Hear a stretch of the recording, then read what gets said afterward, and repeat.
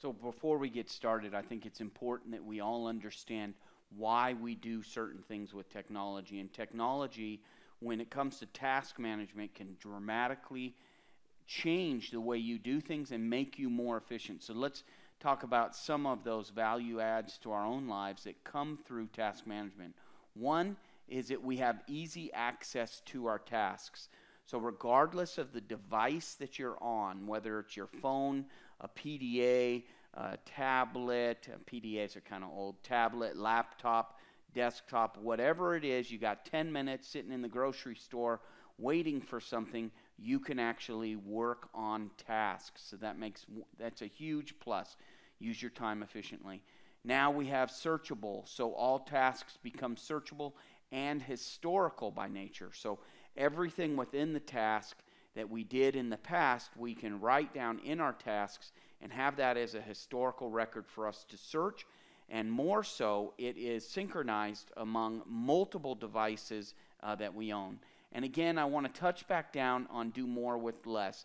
Never frustrates me more than people saying, I just simply don't have enough time. And quite frankly, I'm one of those people as well. We don't have enough time to do everything that we want to do. But I guarantee you, if you have your tasks laid out, you will do more with less time. And the reason is simple. But here we've just created a generic account called Sparky Williams. And we have one task that's in here called New Test Here. And so we're going to rename this task with this application, GTasks. It's actually very simple. Now GTasks is available on Windows 8.x, Android, most of the mobile platforms, Apple, Windows on your tablet and phone, things of that nature. So take a look at that. But here we're going to talk and walk through. First of all, there are ways to label your tasks.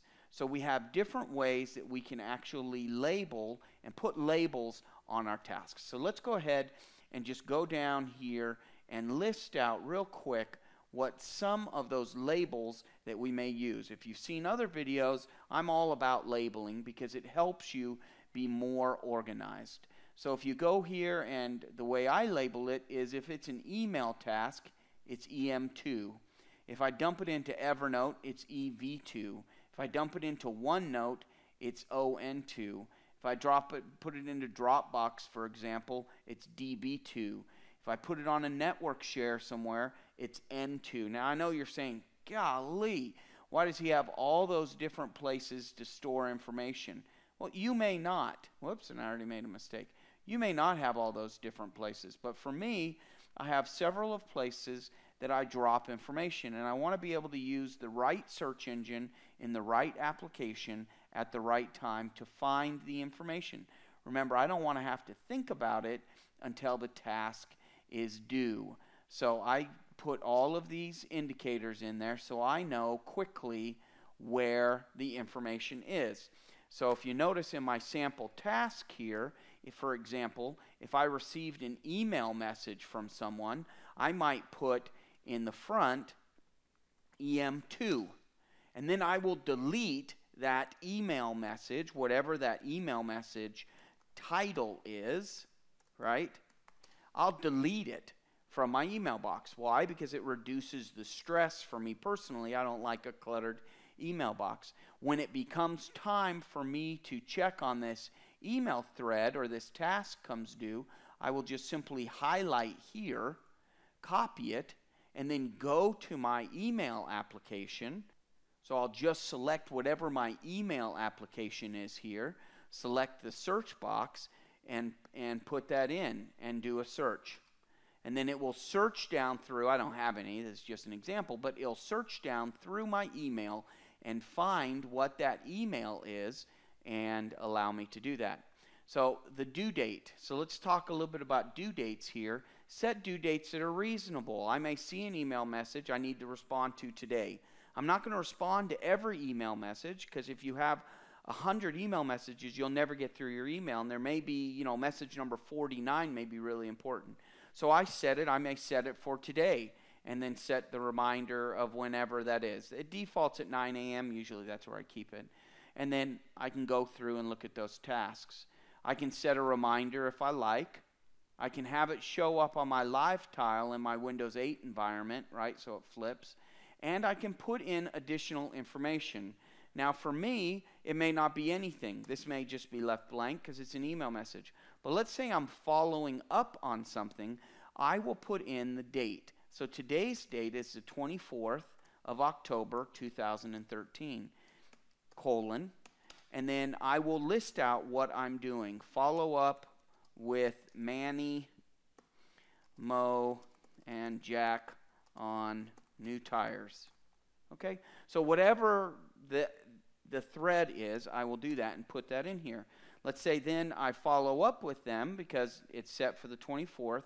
24th comes, I may put in for the next follow-up, I didn't get any response from them.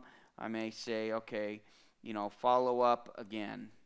Or just put follow up, and then I'll set this bad boy to say the 26th, and done. And then my task is good.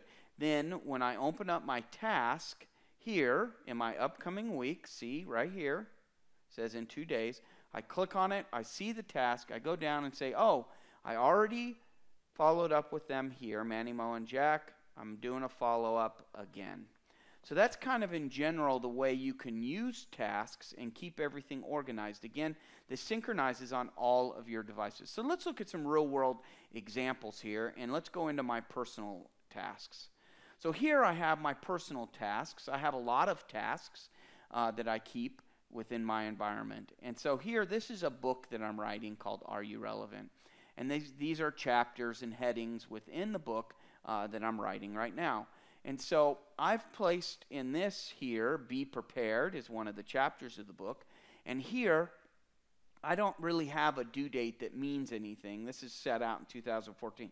Because I don't need to be reminded all the time of what the due date is. When I want to write in my book, Are You Relevant? I just go here and click on one of the tasks. So I can do it any way that I want, but this is the way I choose to do it.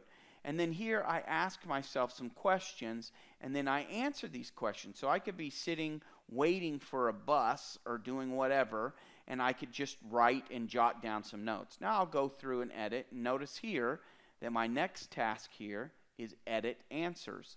So I've already answered these questions that I thought were pertinent that would make for good content for my book, and now I'm editing those answers. That's my next task. And so I could set an actual task date if I wanted to. I just choose not to for this. And so I have lots of examples of that. Let's look at one last example. We're trying to buy some scouting uniforms. So here, the scouting uniform for church and the scout troop is here. So here you see different dates, right? So I asked the presidency for budget items and pending budget. Okay, I sent Richard an email here on the 16th asking him about it with EM2. So meaning that CEM2, that means see email message to called budget for scout uniforms. And then here I sent a reply back on the 16th. I just did that one. On the 24th, I had this message, right, that I sent to him. Can you provide me? Now he did. I could have put a receive in here. I chose not to. I just took this email message again and sent it to Angie here, who's going to give me a quote for these. So every time, I guess the key is, every time that I look at, hey, what's going on with the scout uniforms, I don't have to think. All I do is go in here, I look, I see that it's due, I see what I've done, and I continue doing more. This is one of the best ways, I believe, to stay organized within your environment. You can order these based on date, manual order, title order, show completes, all of that good stuff. Do whatever you like. You can add tasks. And again, all of this goes back to your Gmail tasks. And so you can see that in a web browser as well. I apologize for the length of this video. Hope it was informative.